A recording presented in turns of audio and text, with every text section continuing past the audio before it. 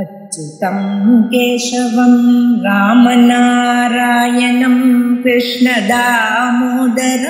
वासुदेवं हरिं श्रीधरं माधवं गोपिकावल्लभं जानकीनायकं रामचन्द्रं भजे।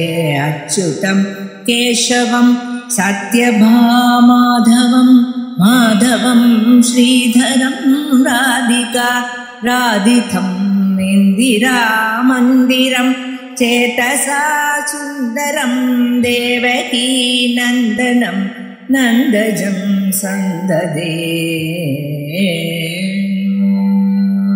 विष्णवे जिष्णवे शङ्किने चक्रिणे रुक्मिणी रागिणे जानकी जानये वल्लवी वल्लभा यार्षितायात्मने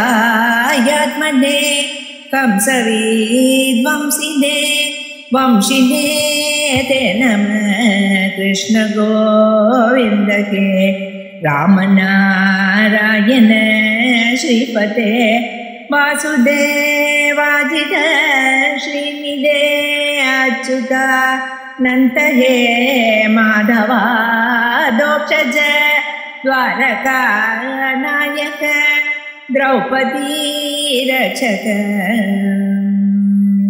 राक्षसक्षोभित सीतया शोभितो दण्डकारण्यभू पुण्यता कारणो लक्ष्मणेनान्वितो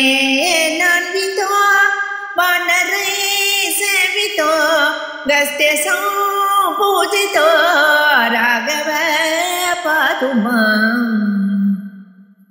धेनुकारिष्टः निष्टकृद्वेषिणां केशिका कंसहृद्वंशिका वादक पूतना कोपक सूरजा केलनो बालक पालक पातु मां सर्वदा। विद्युदुद्योतव प्रस्फुरद्वाससो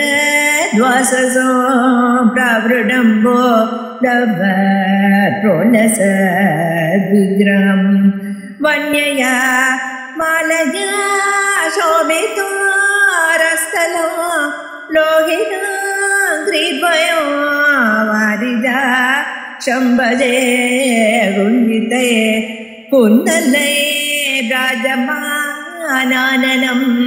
रत्नमौलिं लसत्कुण्डलं दण्डयो हारके यूरको कङ्कण प्रोज्वलं किङ्किणी मञ्जुळं श्यामलं तं भजे। अच्युत अष्टकं यपडे तिष्ठतं प्रेमत प्रत्यहं पुरुष सस्पृहं वृत्तच सुन्दरो वैद्यवीश्वम्भरो तस्य वश्यो हरि जायते सत्वरो तस्य वश्यो हरि जायते सत्वरो।